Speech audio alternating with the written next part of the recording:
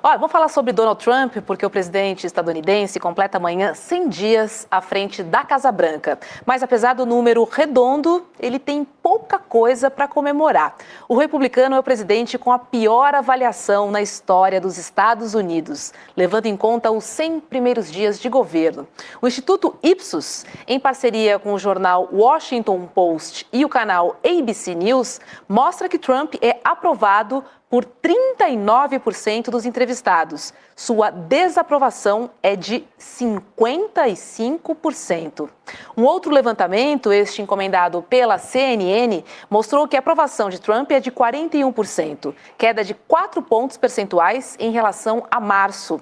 Os principais temas que têm influenciado a queda de popularidade do presidente são a economia, a guerra tarifária contra a China e a inflação no mercado interno dos Estados Unidos. Apesar dos números negativos, Trump não parece muito preocupado com a avaliação, não. Em entrevista à rede The Atlantic, ele disse que manda nos Estados Unidos e também no mundo. Vamos ver exatamente o que ele disse. Abre aspas aí. No primeiro mandato, eu tinha 2 coisas para fazer: mandar no país e sobreviver. Eu tinha todo esse povo desonesto comigo. Agora, nesta segunda vez, eu mando no país e no mundo, Rodrigo. É para a gente tentar interpretar aí, né? O que ele quer dizer? Eu tinha todo esse povo desonesto comigo. O que ele está dizendo é que agora, nesse segundo mandato, né, no meio do caminho teve o Joe Biden, ele não tem muitos pruridos, ele vai atropelando todo mundo. Semana passada a gente mostrou, o FBI mandou prender uma juíza de primeira instância que ousou contestar a decisão do Trump de prender imigrante. Então, o que ele está dizendo é, primeiro mandato eu ainda tinha aí umas frescuras, uma tal de Constituição, poder judiciário que eu tinha que cumprir. Agora eu posso atropelar geral. Agora eu vou passar por cima e vou mandar. Só que está mandando e a popularidade dele está caindo. Roberta, esse número que você trouxe aqui, depois de 100 dias, é 3 meses. O Lula levou 2 anos para chegar numa queda de popularidade que nem foi tão grande como a do Trump em 100 dias. 55%. E o Lula caiu porque teve a questão do PIX e a questão dos alimentos e um desgaste, 2 anos e pouco e tal. O Trump chama muita atenção. Não é à toa que é a pior avaliação em quase um século. Nenhum presidente com 100 dias nos Estados Unidos teve uma avaliação tão baixa. Então o Trump pode estar mandando, mas ele vai colher aí, a médio prazo já está colhendo, uma queda de apoio.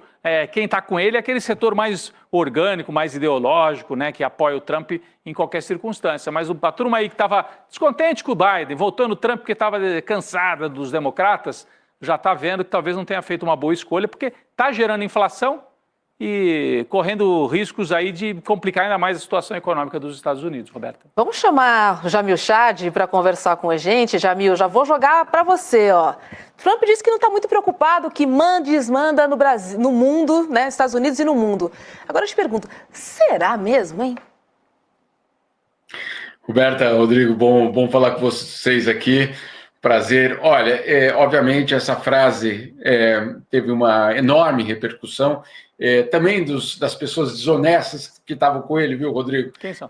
Porque, claro, quem é que ele se referia aí, entre outros, a especulação, obviamente, é de que ele estava se referindo ao seu próprio vice-presidente naquele momento, Mike Pence, que vocês se lembram, no 6 de janeiro, no Capitólio, se recusou a basicamente seguir as ordens de Donald Trump, seguir as ordens dos golpistas e foi adiante chancelando, ali naquele ato que ele estava, chancelando sim a vitória de Joe Biden. E aí ele foi considerado como traidor, ele foi considerado, obviamente, dentro do movimento da extrema-direita americana, como um dos grandes traidores. Donald Trump via, não só em Mike Pence, mas em outros também, vamos dizer assim, pessoas que não estavam tão implicados em um golpe de Estado quanto ele mesmo e aqueles invasores do Capitólio. Agora, Roberto, olha, alguns pontos. Primeiro, o que essa análise mostra, o que esses números mostram, é que aquela história de Donald Trump, de que ele tinha vencido de uma forma avassaladora, de que ele absolutamente tinha um mandato dado pela população americana, etc., não é bem assim. Bom, vamos lá. Primeiro, ele ganhou com uma diferença de 2 milhões de votos. Obama tinha vencido a eleição com uma diferença de 10 milhões de votos. Ou seja, parte dessa narrativa de Donald Trump, de que foi avassaladora a vitória, etc., bom, agora está mostrando que não é bem assim.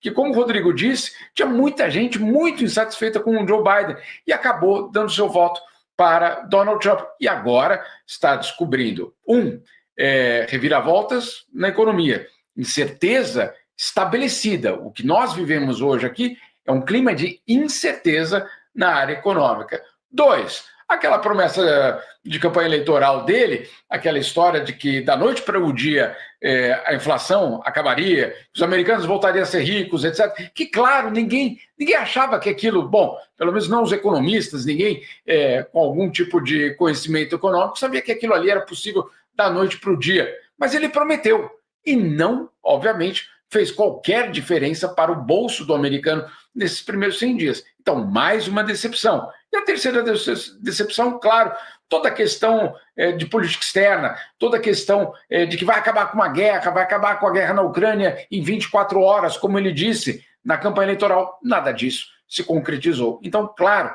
existe um sentimento, de um lado, de decepção, de desilusão e, claro, da incerteza estabelecida para os americanos. Um outro tema em que os estadunidenses mostram preocupação é com os direitos humanos. 55% dos ouvidos pela pesquisa Ipsos duvidaram do compromisso do governo Trump em proteger as liberdades dos cidadãos. 62% disseram não acreditar que a sua administração respeite o Estado de Direito. E aí, Jamil, você publicou uma reportagem falando exatamente do caso de deportação de uma criança de 4 anos, que infelizmente estava fazendo um tratamento de câncer e foi enviada de volta para Honduras ao lado de sua mãe e de outros 2 irmãos. Mais um absurdo, né, Jamil? Roberto, essa história é de dar calafrios, na verdade, né? O que aconteceu é uma mãe que tinha 3 filhos, os 3 nascidos nos Estados Unidos, e ela de forma irregular nos Estados Unidos. Ela estava de forma regular e irregular, mas os 3 filhos nasceram nos Estados Unidos. São 3 crianças que são cidadãs americanas. Muito bem, numa das aparições da mãe num escritório de imigração, não é que ela foi presa na rua ou nada disso, ela foi a um escritório de imigração justamente de forma regular para tentar ver os documentos, etc. Numa das visitas, ela vai e é detida pelas autoridades americanas e é anunciado que ela vai ser deportada. E aí, o que faz uma mãe, não é, Roberto? Bom, eu quero meus filhos comigo. E o governo americano, então, deporta ela com as 3 crianças, sendo que uma delas, a de 4 anos, está basicamente sofrendo, claro, uma luta contra o câncer e, claro, tinha, obviamente, nos Estados Unidos, talvez condições que não tem em Honduras. A mãe leva as 3 crianças e o governo americano, de uma forma ultra cínica, porque não há outra forma de dizer isso, diz, olha, nós não deportamos aquelas crianças, só deportamos a mãe dela. Né? O que, obviamente, para qualquer mãe, para qualquer pai, você sabe o que isso quer dizer, no fundo. Né? Então, e ainda o czar da fronteira americana, do governo americano, dizendo que a prioridade do governo é de manter as famílias unidas. É de uma violência tão absurda essa história. Claro, isso está numa corte, um juiz, obviamente, está olhando esse caso, mas essa família já está, basicamente, em Honduras, e nós temos visto, como você colocou, Roberto, uma enorme avalanche, basicamente, de desrespeito, não só aos direitos fundamentais, aqueles que podem estar inscritos na Declaração Universal de Direitos Humanos, etc. Não só isso, mas as cortes americanas, as determinações da justiça americana, o que, claro, leva a crer que nós estamos diante de um governo que não respeita nem Estado de Direito e nem a divisão dos poderes, o que, obviamente, deixa muita gente preocupada aqui nos Estados Unidos. Eu citava aqui um pouquinho antes de você entrar, Jamil, justamente o caso daquela juíza de primeira instância que foi perseguida, né, chegou a ser detida pelo FBI porque ousou tomar uma atitude que não agradou. O FBI estava perseguindo, tentando prender um sujeito por essa caça, entre aspas, aos imigrantes, e a juíza tomou uma atitude que o FBI entendeu como uma obstrução à ação federal.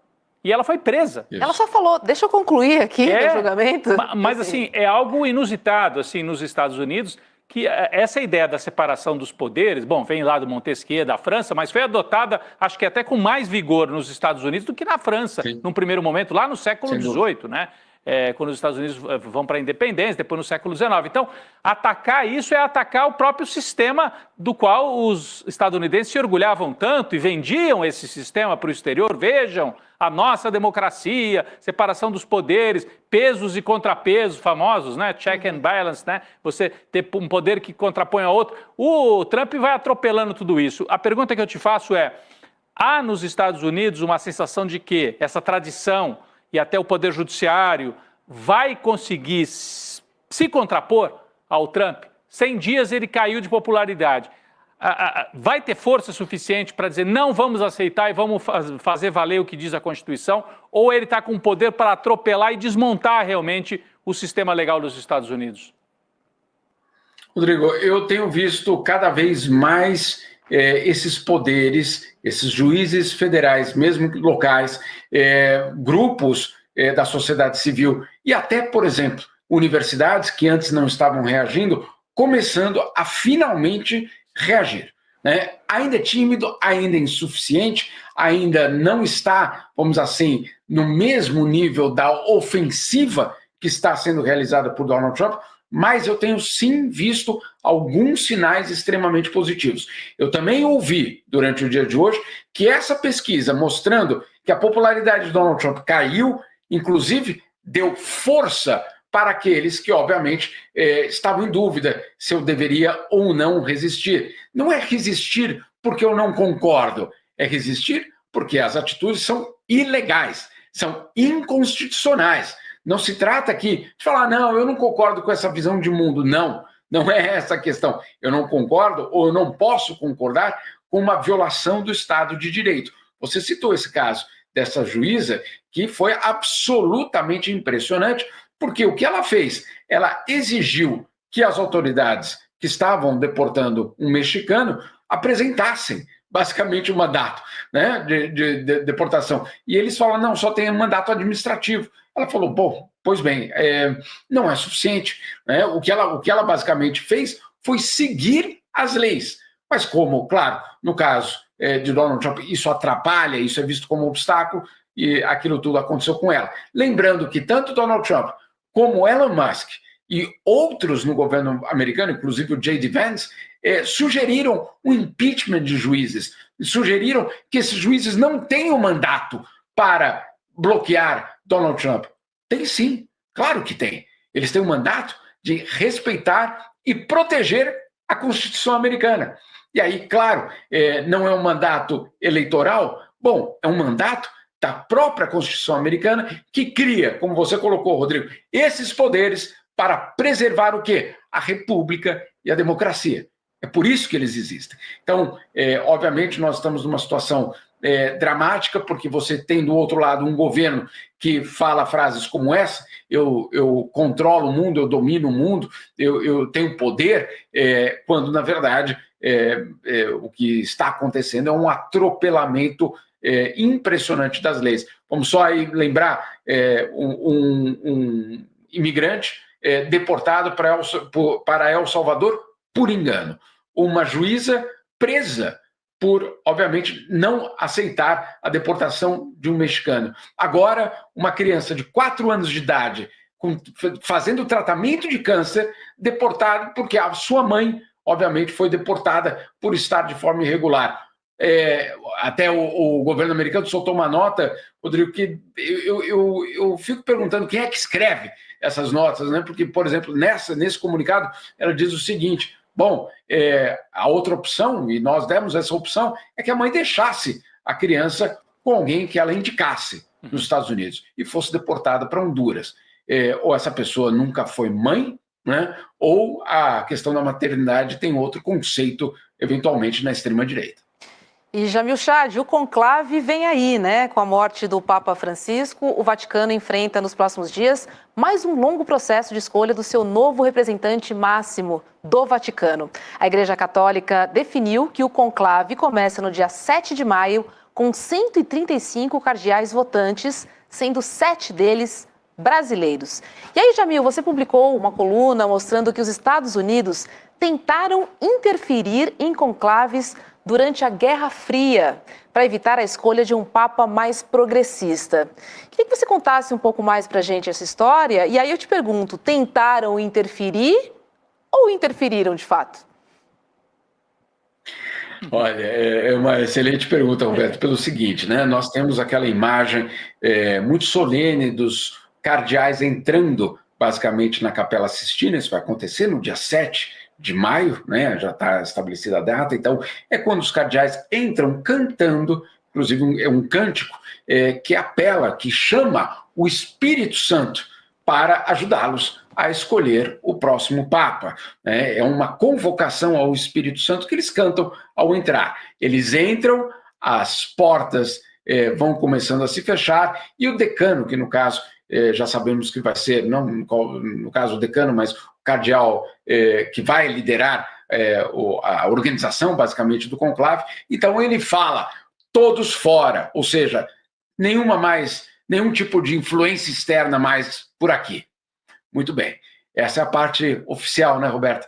Porque o que acontece, de fato, e o que esses documentos mostram, é que ao longo de décadas, não alguns anos, esses documentos que eu estou publicando, eles vão lá para 1958, mostrando que justamente o governo americano entendeu que o conclave, que o Vaticano, poderia ser uma peça fundamental para os interesses de política externa dos Estados Unidos. E aí eu mostro que ao longo de décadas, o que nós tivemos foi justamente o governo americano se aproximando de cardeais, se aproximando inclusive da cúria romana, daqueles que basicamente administram o Vaticano, para conduzir ou pressionar cardeais para votar de um jeito ou de outro, ou para conduzir a igreja num caminho ou outro. Sempre, claro, com os interesses próprios americanos no centro do debate. Então, nos documentos, mostra, por exemplo, logo ali em 1958, tem um conclave,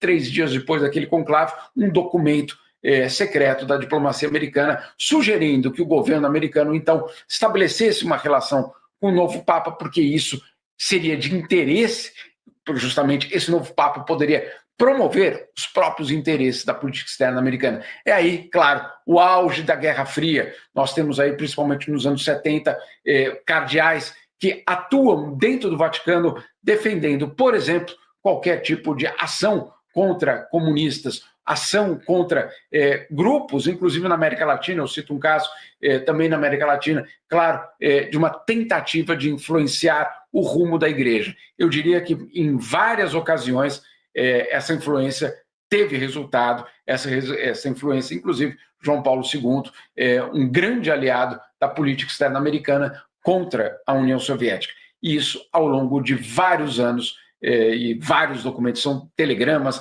são basicamente memorandos, inclusive, são algumas minutas de encontros, um encontro entre Eisenhower e o Papa João XXIII, por exemplo, está ali também, e, claro, relatórios internos da CIA, mostrando que, obviamente, o que nós temos no Vaticano é religião, certamente, é fé, sem dúvida nenhuma, mas também é política. Claro, geopolítica, né? Política... Cidade do Vaticano com prefeitura, inclusive, né? Para quem tem alguma dúvida sobre isso. Fé, política e geopolítica também, né?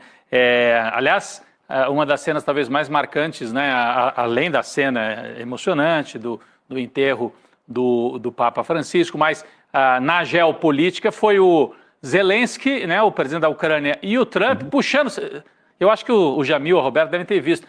Os assessores puxam a cadeira ali, foi algo, parece, quase que improvisado numa das salas ali do Vaticano, e fazem uma reunião ali, aproveitando... De 15 minutos, né? Foi de uma 15 minutos. De 15 minutos, exatamente. Ali dentro do Vaticano. E, bom, o Trump foi, né, ele que não é católico, foi pessoalmente, não é à toa, né, Jamil, ao velório e ao enterro do Papa Francisco. Você acha que a presença de Donald Trump é para tentar, claro, puxar a igreja para um lado mais conservador, tradicionalista, puxar para o lado da direita, mas pela composição do conclave, a aposta é de que os tradicionalistas, os conservadores, não teriam votos suficientes para impor o nome deles, vão ter que fazer algum tipo de composição com cardeais mais de centro, né, mais moderados, né? É essa a tendência, assim, o que você pode trazer para a gente? Porque agora a gente, enterrado o Papa Francisco, começa a pensar nisso, né? As contas, os mapas, quantos cardeais de cada linha, apesar que sempre vem surpresa, né? O Papa Francisco mesmo, Bergoglio, argentino, foi uma grande surpresa, né? Tem toda razão. Primeiro, Rodrigo, em relação à presença de Donald Trump no Vaticano, claro, é uma tentativa de influência, uma tentativa de pressão, é uma tentativa de mostrar que sim, o governo americano tem interesse na sucessão do Papa. Então, essa é uma mensagem. A outra mensagem interna aqui nos Estados Unidos, lembrando que do total dos católicos, 62% dos católicos votaram por Donald Trump. Então, é a base eleitoral dele, sim. Ele precisa, obviamente, atender essa base eleitoral. Vários aspectos importantes. Em primeiro lugar, J.D. Vance, católico. Marco Rubio, católico. A porta-voz da Casa Branca, não só católica, como faz oração, já fez algumas vezes orações antes de começar a coletiva de imprensa. Obviamente, um debate muito grande aqui nos Estados Unidos em relação à separação entre igreja e poder, óbvio, né? O próprio Trump criou dentro da Casa Branca um escritório da fé liderado só por cristãos, para você ter ideia. Na época do Obama e do Biden também tinha muçulmanos, tinha hindus, enfim, uma variedade total das religiões. No caso do Donald Trump, não, só cristãos. Então, é uma mensagem interna e é uma mensagem, obviamente, para o Vaticano. Você tem toda razão. Em números, o Papa Francisco construiu vamos dizer assim, uma estrutura para permitir que as suas reformas, que foram incompletas porque houve muita resistência dentro da Cúria Romana, essa reforma pudesse continuar com um novo Papa. Então, o que ele fez? Nomeou um número enorme de cardeais, dos 135, 108 são nomeados por ele. Então, a lógica seria, bom, então está resolvido, né? Porque, afinal de contas, não, mas não está resolvido por vários aspectos. Primeiro deles, desses 108, claro que a maioria é progressista, ok, mas mais ou menos 20% deles, Rodrigo, é considerado como conservador. O Papa fez gestos também para grupos diferentes. Então, ele não nomeou apenas progressistas, ele nomeou também alguns, minorias, sem dúvida nenhuma, mas alguns que, obviamente, podem cair, vamos assim, dentro da classificação de conservadores. Primeiro aspecto. Segundo aspecto, o Papa nomeou cardeais da Mongólia, do Haiti, de Papua Nova Guiné, do Sudão do Sul, de países que nunca tinham tido cardeais, mas não só isso, nunca tiveram uma relação entre eles. Então, esses cardeais estão se conhecendo, estão se vendo pela primeira vez em Roma nesta semana.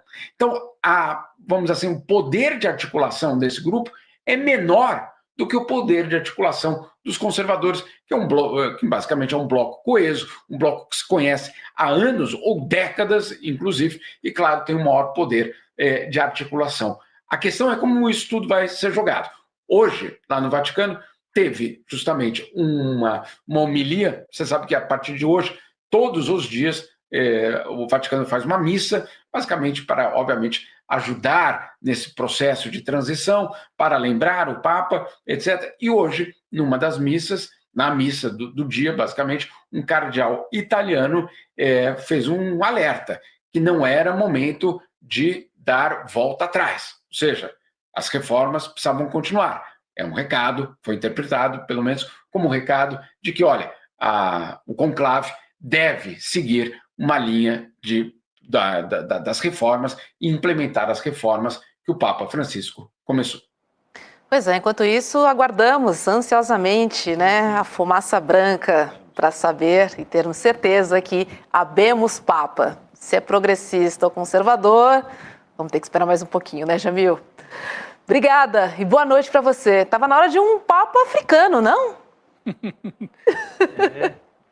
É africano, é uma possibilidade, Não né, é? Roberta? Tem um conservador e um progressista ali. Entre os páreo. africanos. Isso. E tem um também asiático cotado, né? Nós vamos trazer esses nomes, acho que a partir da semana que vem, se não me engano, da Tailândia. Tailândia, progressista. progressista. Um progressista da Tailândia. Tagli. Tagli é o sobrenome. É. Tem um africano, a gente fala africano, tem que dar o país, né? Que, se não me engano, é da Guiné. É da Guiné, que é conservador. Mas tem agora me falha a origem, o país de origem. O outro é do Congo. O do Congo, né? Então, um do Congo mais progressista e um da Guiné mais conservador, com as diferenças. Enfim, a África, a gente fala África, é um continente gigante com muitas diferenças, né? Nós vamos começar a acompanhar e a conhecer melhor esses nomes ao longo dos próximos dias. Fora a pressão, Roberta, da Cúria, para que volte a ter um Papa italiano, porque ao longo da história, a maioria absoluta de papas italianos, os últimos 3 vieram de fora da Itália, né? O João Paulo II é polonês, depois um alemão, Bento XVI, e por último um argentino. Então os italianos, a Cúria, se mobilizando para que seja conservador, seja progressista, que venha dessa vez ali da Itália, porque os italianos estão há muitos anos sem um Papa, né? Sem dirigir a igreja. Roberta. Você falou sobre a popularidade do presidente Lula. Eu quero trazer os números aqui. Temos os números, né? Porque foi uma pesquisa Atlas Intel, realizada em parceria com a Bloomberg, e foi divulgada hoje, né? Que aponta a desaprovação do presidente Lula, que ela recuou pela primeira vez desde dezembro do ano passado.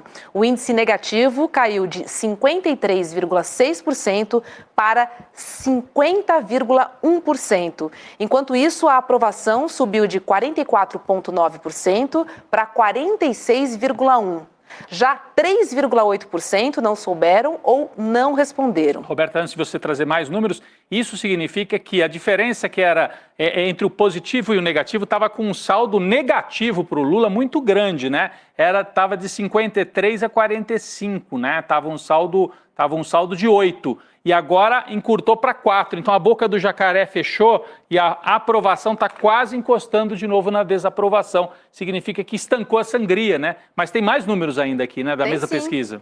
E aí, nesse sentido, a avaliação do governo apresentou uma queda nas esferas de ruim e péssimo, de 49,6% para 47,7%. E uma elevação em bom e ótimo, de 37,4% para 40,2%. Significa... Bom e ótimo. Não dá para a gente dizer que são números excelentes, está longe disso, ainda está com saldo negativo. Mas é uma reação, né? É uma reação. E a gente percebe isso, né? No próprio noticiário. Primeiro que o Lula passou a falar mais, passou a se colocar mais. A gente tem a impressão de que o auge dos aumentos de preço, o auge refluiu, não é que os preços estejam baixando, não é isso. Pararam de subir, pararam de subir. Né? Então, e todo aquele noticiário do Pix, aquela onda que foi muito ruim para o governo, e o governo enfrentou muito mal, tudo isso refluiu. Agora, a vida continua, eu diria que saiu do sinal vermelho para um sinal amarelo, vamos dizer assim. Não é o sinal verde ainda, longe disso, mas é um sinal de que o governo começa a se recuperar. E com a tal da comunicação que a gente cobrava tanto, melhorou um pouco também. Melhorou, o governo passou a se comunicar mais e o Lula começou a fazer mais política, se reunir com as lideranças partidárias. Às vezes não é do jeito que a gente gostaria, mas é o possível, né? Tem que conversar com o Centrão, almoço com o Alcolumbre, jantar com o Hugo Mota, etc, etc. Em breve um futebolzinho. Convida para um futebolzinho. Mas, de outro lado, também foi mais para atos populares, com inauguração de fábrica, estrada, conversar com o povo, assentamento, sabe? Sair do palácio e se comunicar mais. Acho que tudo isso ajudou nessa recuperação, que ainda é tênue, mas é um sinal positivo. Essa pesquisa, Roberta, ela foi feita para o setor financeiro.